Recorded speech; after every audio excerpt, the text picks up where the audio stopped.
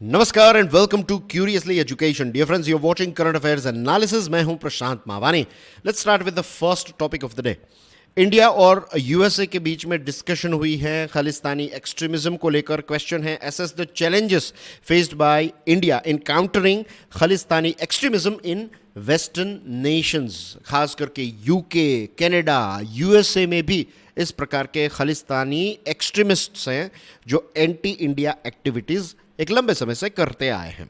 तो हमारे defence minister साहब ने ये मुद्दा उठाया है और कहा है कि एंटी इंडिया एक्टिविटीज़ जो यूएसए से हो रही हैं, और यूएसए का मतलब है कि यूएसए में नहीं कर रहा है ये चीज़, लेकिन यूएसए में कुछ ऐसे एसएफजे के ऑपरेटर्स हैं वो इस प्रकार की एक्टिविटीज़ कर रहे हैं। और राजनाथ सिंह साहब ने ये बात जो है ये तुलसी गबार्ड को बताई है। तुलसी गबार्ड कौन है? ये यूएसए के डायरेक्टर ऑफ नेशनल इंटेलिजेंस हैं। राजनाथ सिंह साहब की मुलाकात जो है वो तुलसी गबार्ड के साथ हुई और उन्होंने इस डिस्कशन में ये भी कहा है कि यूएसए जो है ये 6 फॉर जस्टिस नाम की ऑर्गेनाइजेशन जो है इसको एक टेररिस्ट ग्रुप के तौर पर टैग करें, डेजिग्नेट करें। एंड एसएफजे जो है इसको किस देश का सपोर्ट मिलता है? I am sure you know it is Pakistan की जो इंटर सर्विस इंटेलिजेंस है आईएसआई, उसका क्लियर सपोर्ट जो है वो एसएफजे को है। आपको याद होगा कुछ दिनों पहले हमने जो खालिस्तानी मुद्दे पर डिस्कशन की थी, जब एस जयशंकर साहब जो हैं तो उनके ऊपर एक अटैक करने की कोशिश की गई थी लंदन में। वो पॉइंट्स भी आज हम डिस्कस करने वाले हैं, but I would like to remind you, उस टाइम पर मैंने आपको बताया था कि ये जो रेफरेंडम किए गए ऑस्ट्रेलिया में हुआ था, यूके में, कनाडा में, तो एक तो बात यह है कि एसएफजे जो है वो क्या चाहते हैं वो भी क्लियर नहीं है, क्योंकि कुछ रेफरेंडम में उनका कहना यह है कि जो आज का हमारे देश का पंजाब है वो उनको चाहिए। कुछ रेफरेंडम में ये कहा गया कि उनको हिमाचल भी चाहिए, दिल्ली भी चाहिए, दूसरे राज्य भी चाहिए, जम्मू एंड कश्मीर भी उनको चाहिए। तो एक तो उनका एरिया फिक्स नहीं है, ना तो उनका कोई कॉन्स्टिट्यूशन है, और पाकिस्तान का इनको सपोर्ट है ये कैसे पता चलता है? देखिए, बहुत सारे ऐसे एसएफजे के साथ जुड़े हुए आतंकवादी जो हैं तो उनको ट्रेनिंग प्रोवाइड की गई है बाय आईएसआई। इसके बहुत सारे एविडेंस जो हैं वो हैं। दूसरी चीज़, ये लोग भारत के अलग अलग टुकड़े जो हैं वो उनको चाहिए, लेकिन पाकिस्तान में जो पंजाब है इसकी डिमांड एसएफजे नहीं कर रहा है। राइट, तो ये दो चीज़ें अगर हम देखें तब क्लियर पता चल जाता है कि इसमें पूरा सपोर्ट जो है वो आईएसआई का है। अब रही बात इंडिया और यूएसए की, तो मिस गबार्ड जो हैं वो हर साल होने वाली intelligence and security chiefs conference को अटेंड करने के लिए भारत की यात्रा पर आए। और ये जो intelligence and security chiefs conference हैं इसको चेयर करते हैं हमारे national security adviser Ajit Doval साहब। और ये जो कॉन्फ्रेंस है ये राइजीना डायलॉग जो है उसके 2 दिन पहले ही रखी गई। अब राइजीना डायलॉग जो है ये एक फ्लैगशिप कॉन्फ्रेंस है of foreign ministry of external affairs जिसको कहते हैं हम। और राइजीना डायलॉग जो है इट इज़ को organised by MEA with observer research foundation. Right, ये कुछ फैक्ट्स मैं आपके साथ शेयर कर रहा हूँ। अब आपकी स्क्रीन पर हैं गुरपतवान सिंह पन्नून। 2007 में एसएफजे की स्थापना गुरपतवंत ने की। ये यूएस बेस्ड अटॉर्नी है, बेसिकली एक वकील हैं, लेकिन यूएसए में रहता है ये।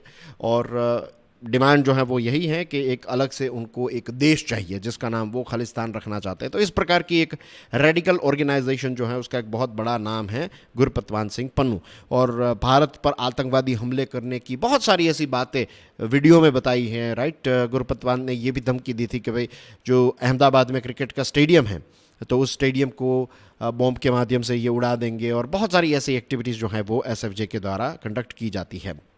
2019 में भारत सरकार ने एसएफजे पर बैन लगाया। राइट, UAPA जो अनलॉफुल एक्टिविटीज़ प्रिवेंशन एक्ट है इसके तहत इस पर बैन लगाया गया। और खालिस्तानी इंसर्जेंसी की लेगेसी की बात करें तो it is a very serious concern for our country, क्योंकि हमारे देश में ऐसा एक बहुत बड़ा डार्क चैप्टर भी रहा है। हमारे एक प्राइम मिनिस्टर इंदिरा गांधी जी जो हैं तो उनका असैसिनेशन जो है वो भी इसी प्रकार के खालिस्तानी इंसर्जेंट्स ने किया था। और मुझे याद आ रहा है कि कनाडा में तो ऐसी यात्राएं निकाली जाती है और इसमें क्लियरली दिखाया जाता है, ऐसे पुतले बनाए जाते हैं कि 2 ऐसे खालिस्तानी इंसर्जेंट्स जो हैं वो इंदिरा गांधी जी को गोली मारकर उनकी हत्या कर रहे हैं, इस प्रकार की चीज़ें जो हैं वो निकाली जाती है वहाँ पर, खुलेआम निकाली जाती हैं। अब वेस्टर्न वर्ल्ड में इसका रिसर्जेंस हुआ है। जैसे हमने बात की थी कि ऑस्ट्रेलिया हैं, ऑस्ट्रेलिया ने तो बहुत ही क्लियरली भारत सरकार को एश्योरिटी दी है कि इस प्रकार की एक्टिविटीज़ जो है वो ऑस्ट्रेलिया की ज़मीन से वो नहीं होने देंगे। अब बाइडन सरकार जब थी तब ये खालिस्तानी ग्रुप जो है वो काफ़ी ज़्यादा एक्टिव हो गया, लेकिन होपफुली अब ट्रंप सरकार में चीज़ें जो हैं वो चेंज होगी, ऐसा हम एक्सपेक्ट कर सकते हैं। यूके में भी अभी आपने देखा ना कि यूके में हमारे एस जयशंकर साहब जो हैं वो गए थे, तो वहाँ पर उनको हैकल किया गया और इस चीज़ को लेकर भारत ने एक बहुत ही स्ट्रॉन्ग विरोध किया है। हमने वियना कन्वेंशन के बारे में डिस्कशन की थी। अब भारत जो है वो पूरे डिप्लोमेटिक एफर्ट्स कर रहा है कि कनाडा और यूके जैसे देश जो हैं वो इस प्रकार के लोगों को कंट्रोल में रखें, लेकिन यूके और कनाडा जैसे देश जो हैं वो आज उतना कोई स्ट्रॉन्ग एक्शन या फिर स्ट्रॉन्ग रिस्पॉन्स जैसे ऑस्ट्रेलिया लेता है, तो ऐसे ही स्ट्रॉन्ग एक्शंस जो हैं वो नहीं ले रहे हैं। Allegations emerged about targeted killings of Khalistani sympathisers, ये सारी चीज़ें जो हैं वो बाइडन एडमिनिस्ट्रेशन में काफ़ी हुई, ट्रूडो एडमिनिस्ट्रेशन में काफ़ी हुई। ट्रूडो यानी कि I am talking about Canada, Justin Trudeau. तो उनके कार्यकाल में भारत को काफ़ी ज़्यादा टारगेट किया गया, कहा गया कि भाई इसमें आपका रिसर्च एंड एनालिसिस विंग जो हैं वो शामिल हैं और भारत पर प्रेशर क्रिएट करने की कोशिश की गई। बाइडन एडमिनिस्ट्रेशन ने काफ़ी ज़्यादा प्रेशर क्रिएट किया था और रिलेशनशिप जो हैं वो ऐसे भी हो गए थे, बहुत कम लोगों को इसके बारे में पता होगा कि जब हमारे प्राइम मिनिस्टर साहब वहाँ पर गए तो उनके साथ मिस्टर डोवाल जाने वाले थे, लेकिन इस प्रकार के एलिगेशंस भारत पर लगाए जाते थे और खालिस्तानी एक्टिविस्ट जो हैं तो उन पर कोई काम नहीं किया जा रहा था, तो फिर हमारे डोवाल साहब जो हैं वो वहाँ पर नहीं गए थे, यूएसए नहीं गए। तो ये एक प्रकार की भारत की नाराज़गी थी कि you are not doing anything about it. और अगेन सी, अगर यूएसए के खिलाफ कोई ऐसी एक्टिविटीज़ कर रहा है, चाहे अफगानिस्तान में हो, इराक में हो या फिर किसी भी देश में हो, तो यूएसए जो है वहाँ पर अपनी फ़ौज भेज देगा। लेकिन जब दूसरे देशों के खिलाफ इस प्रकार की एक्टिविटीज़ हो रही है तो यूएसए को इसी प्रकार का स्टैंड जो है वो लेना चाहिए। जैसा मैंने बताया कि ट्रंप एडमिनिस्ट्रेशन में be more receptive to India's concerns.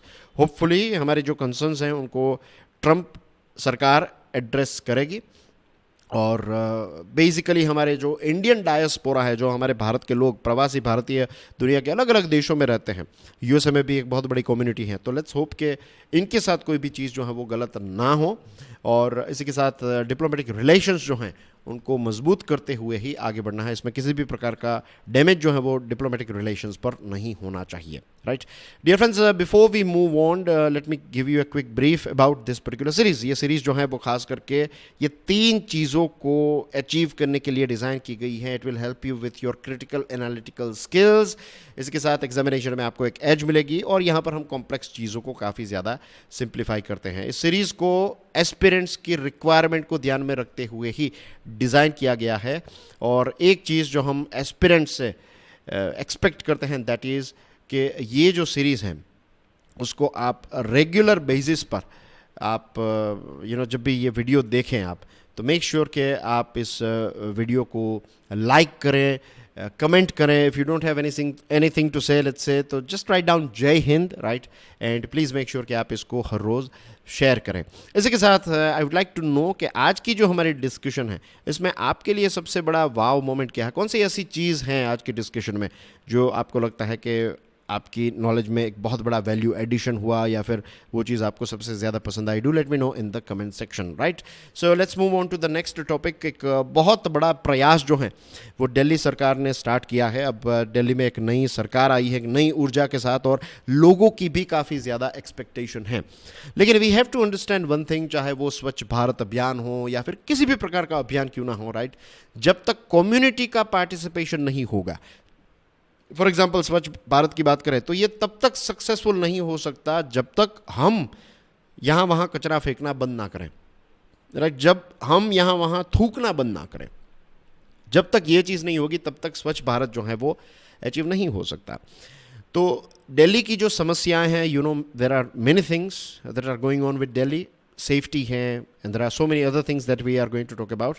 तो प्रश्न यह है कि analyse the role of community participation in addressing urban environmental challenges such as river pollution and waste management। अब कम्युनिटी पार्टिसिपेशन के लिए लीडरशिप को कुछ करना पड़ेगा और मुझे ऐसा लग रहा है कि जिस हिसाब से चीज़ों की शुरुआत हुई है दिल्ली में, अगर यही चीज़ चलती रही तो दिल्ली जो है वो एक नए लेवल पर पहुंच जाएगा in terms of good things, right. अब कुछ दिनों पहले ही दिल्ली में एक भूकंप आया, हमने यूरेशियन प्लेट के बारे में बात की थी, इंडियन प्लेट के बारे में बात की थी, आपको याद आ रहा है ना।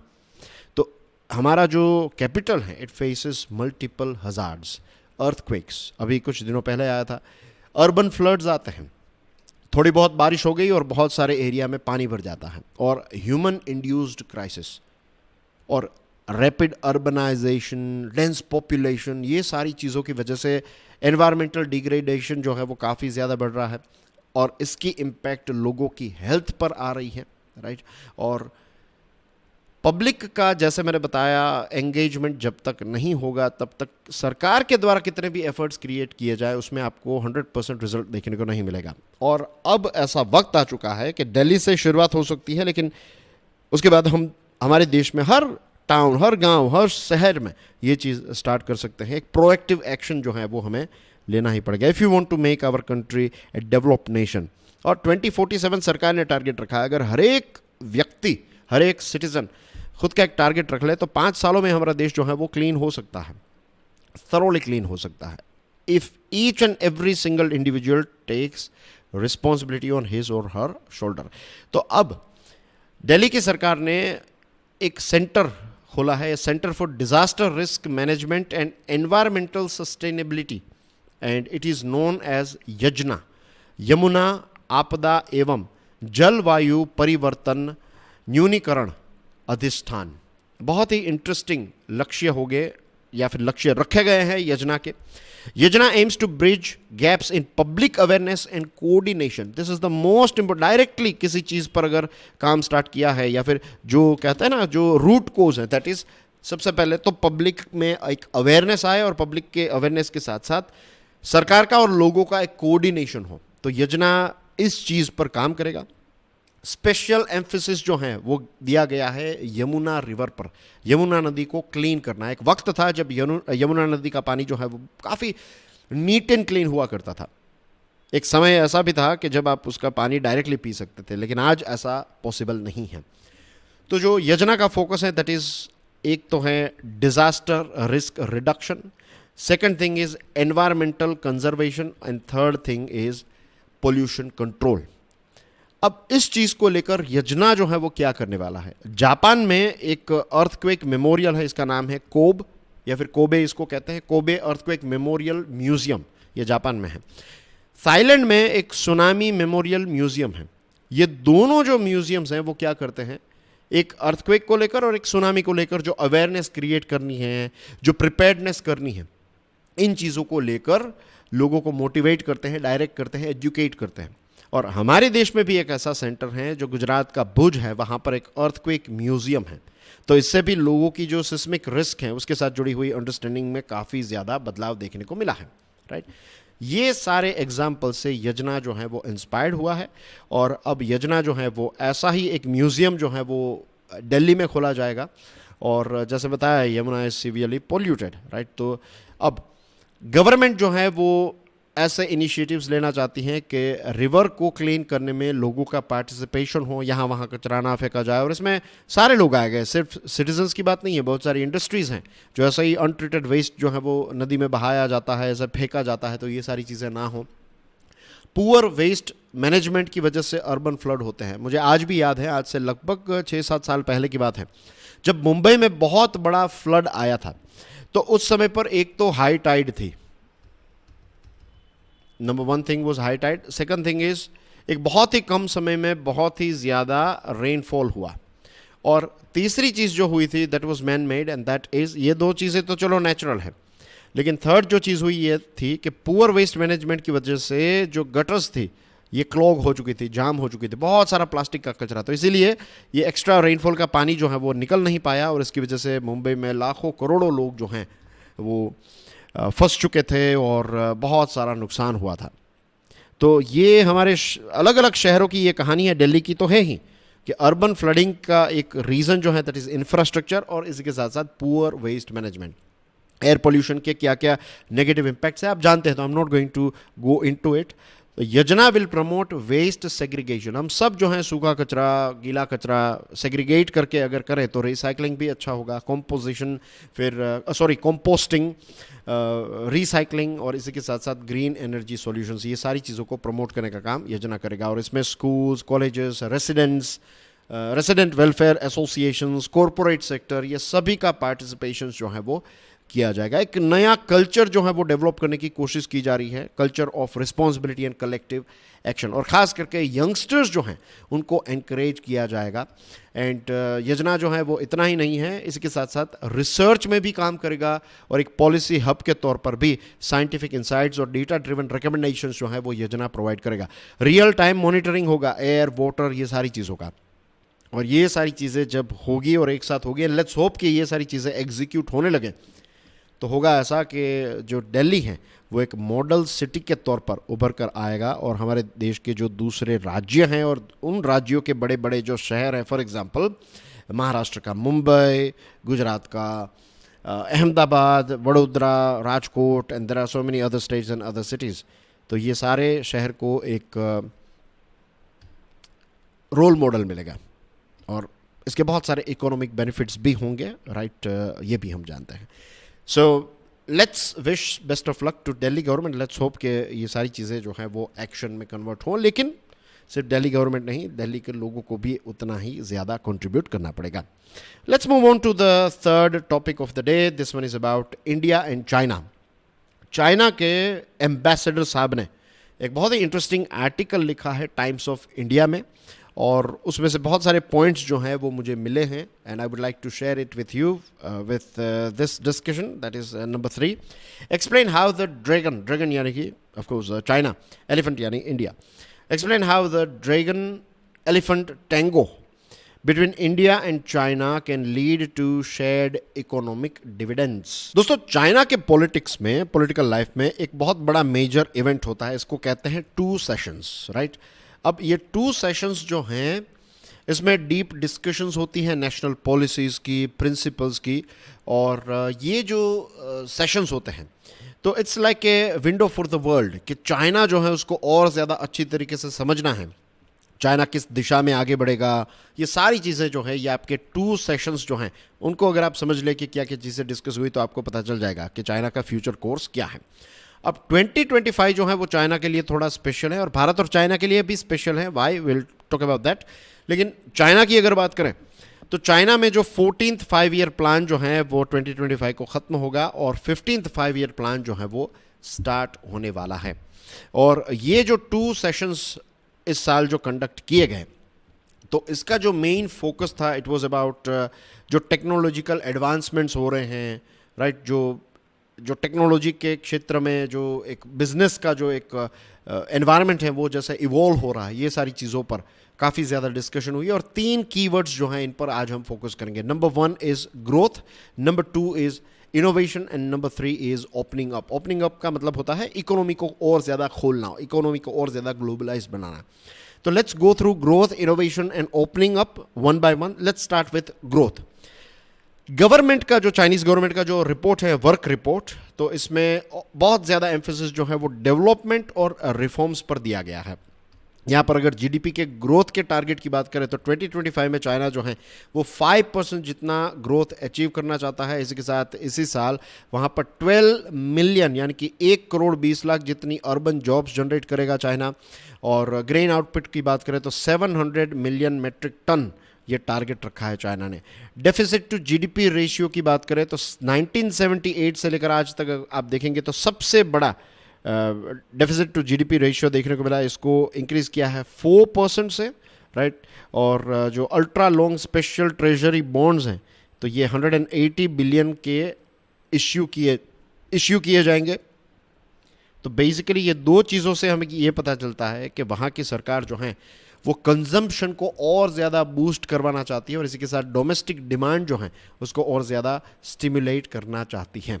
तो ये थी ग्रोथ के साथ जुड़ी हुई बात है। इनोवेशंस की बात करें तो टेक्नोलॉजिकल इनोवेशन जो है ये 2 सेशंस में काफ़ी ज़्यादा बज़वर्ड रहे और बज़वर्ड रहा ये टेक्नोलॉजिकल इनोवेशन। और जो फोकस है it is about commercial space, low altitude economy, quantum technology, ये सारी चीज़ों पर फोकस किया गया।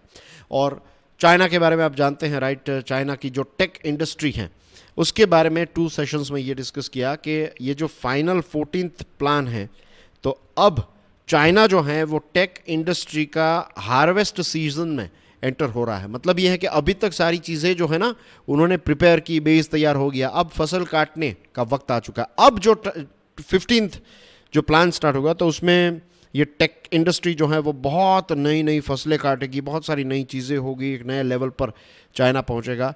और इसी के साथ साथ जो फॉरेन मीडिया के बारे में भी ये डिस्कशन हुई है कि फॉरेन मीडिया ने जो टेक्नोलॉजिकल एडवांसमेंट हुआ चाइना का उसकी काफ़ी ज़्यादा प्रशंसा की है। चाइना अभी तक मैन्युफैक्चरिंग के लिए काफ़ी ज़्यादा फेमस था राइट, लेकिन अब जो है चाइना मैन्युफैक्चरिंग से भी ट्रांजिशन होकर यानी कि आप समझ लीजिए कि एग्रेरियन इकोनॉमी थी, फिर मैन्युफैक्चरिंग जो है उसको अचीव कर लिया चाइना ने। अब चाइना जो है वो 3rd लेवल पर पहुंचा है सर्विस सेक्टर में, दैट इज़ इनोवेशन जो है इसकी तरफ आगे बढ़ रहा है चाइना। ऐसा 2 सेशंस में डिस्कस किया गया और ग्लोबल साउथ जो है यानी कि डेवलपिंग देशों को इसका काफ़ी ज़्यादा फायदा होगा।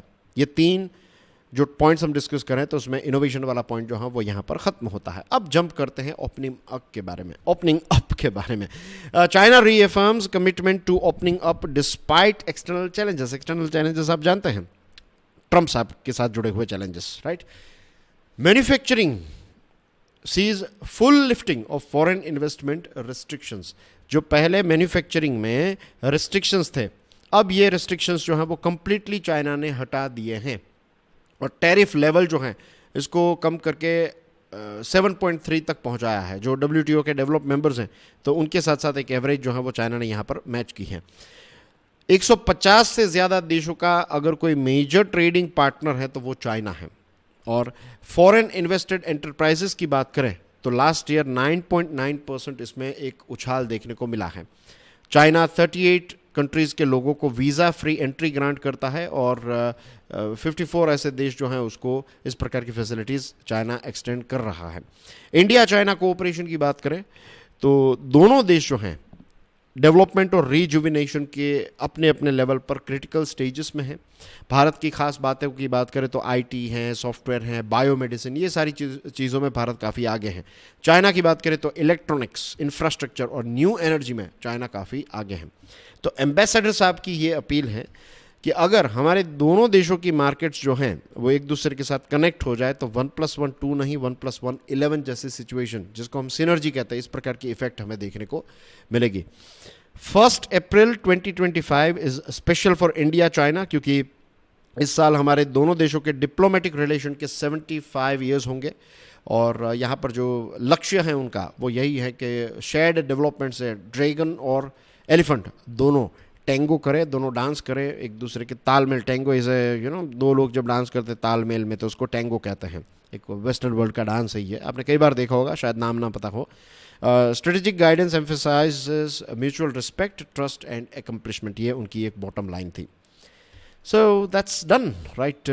देखते ही देखते बातों बातों में हमने 3 इंपॉर्टेंट टॉपिक्स जो हैं उनको कवर कर लिया है। Now let's move on to the 4th topic of the day. This one is about automobile market in our country.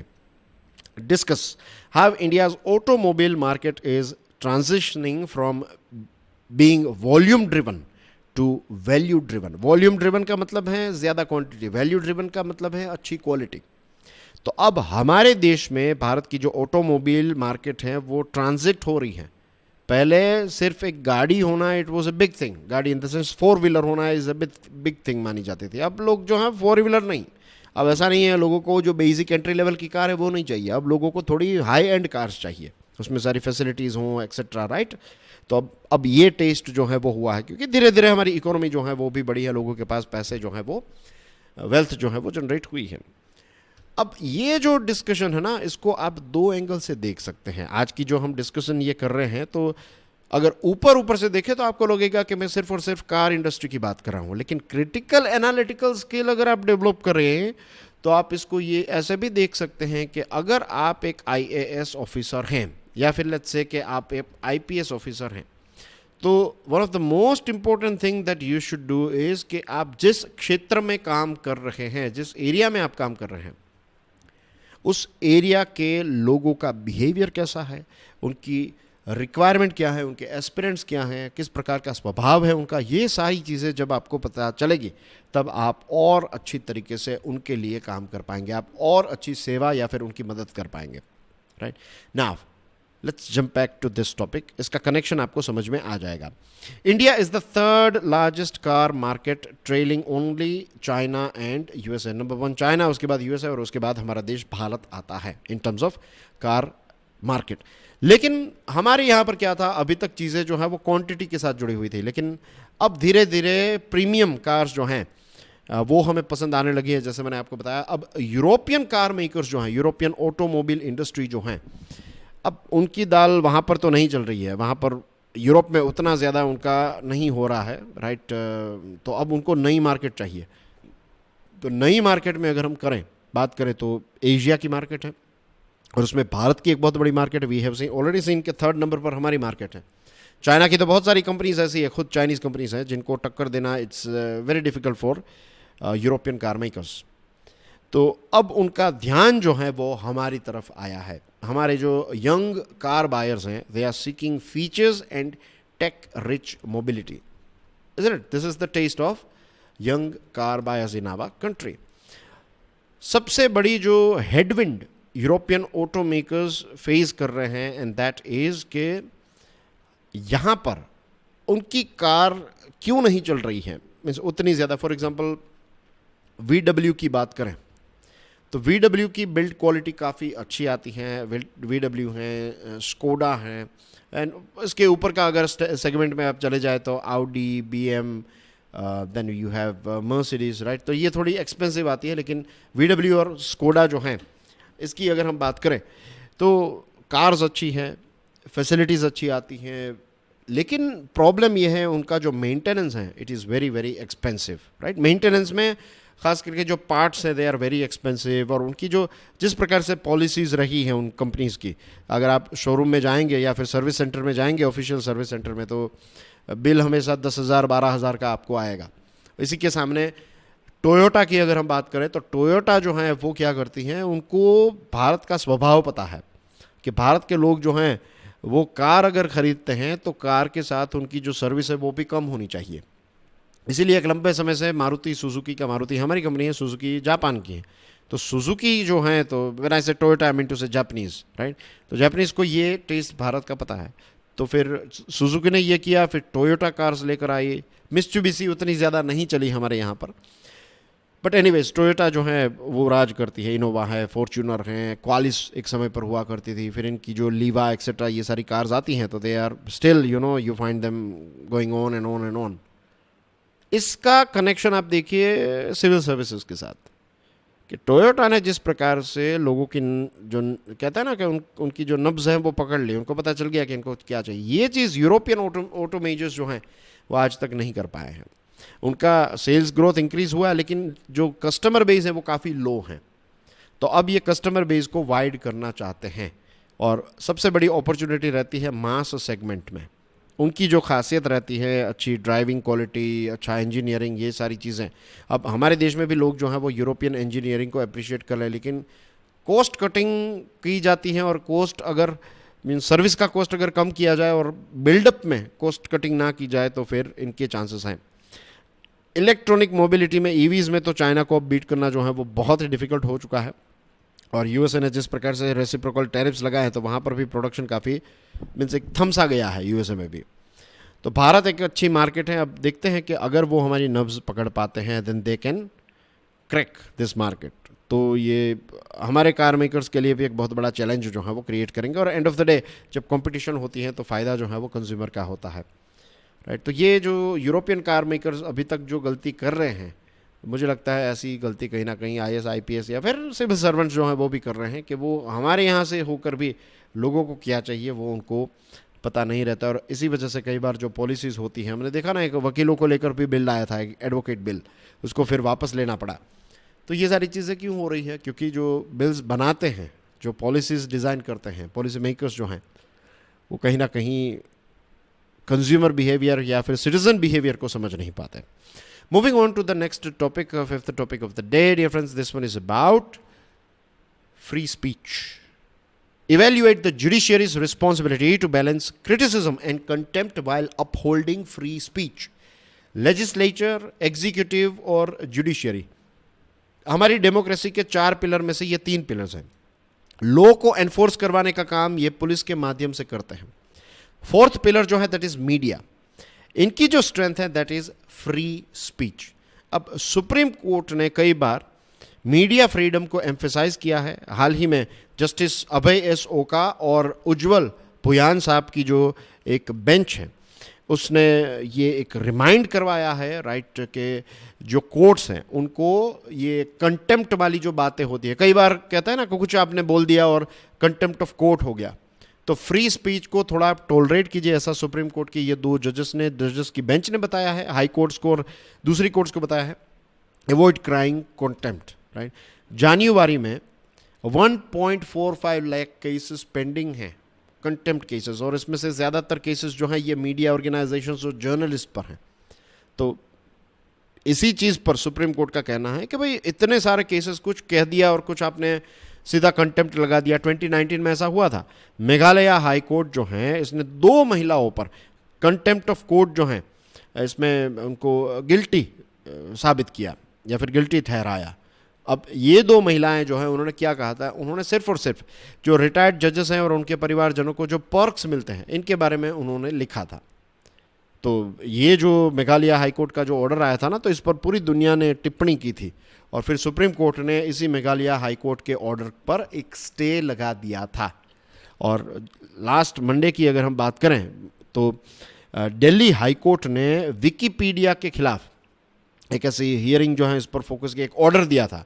तो इस ऑर्डर को लेकर भी सुप्रीम कोर्ट जो है it has disagreed. High court ने ये कहा कि भाई विकिपीडिया में जो चीज़ें हैं तो इसकी वजह से कोर्ट की प्रोसीजिंग जो है इसमें इंटरफियरेंस होता है। तो सुप्रीम कोर्ट ने इस चीज़ पर कह दिया कि ऐसा कुछ नहीं है, आप ऐसा नहीं कर सकते।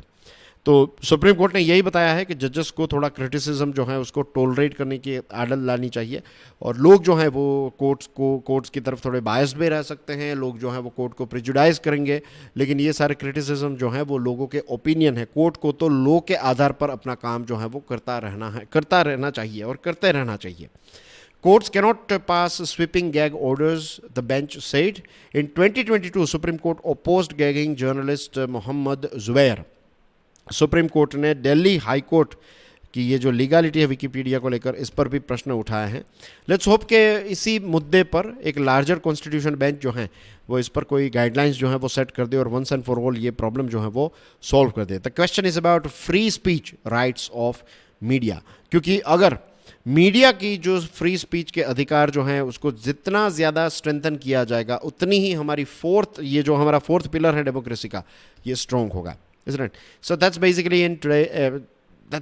everything in today's discussion, my dear friends. And जाने से पहले again I would like to remind and request all of you कि ये 3 चीज़ें जैसे आप हर रोज़ कर रहे हैं तो करते रहिएगा। Hit the like button if you genuinely like the video, तो like button hit कीजिए, एंड इसी के साथ साथ एक कमेंट भी करिए और इसको अपने दोस्तों के साथ और दूसरे एस्पिरेंट्स के साथ व्हाट्सएप और अलग अलग ग्रुप्स में please do share it on regular basis. I'll see you soon. Till then, enjoy your studies. God bless you all. Jai Hind.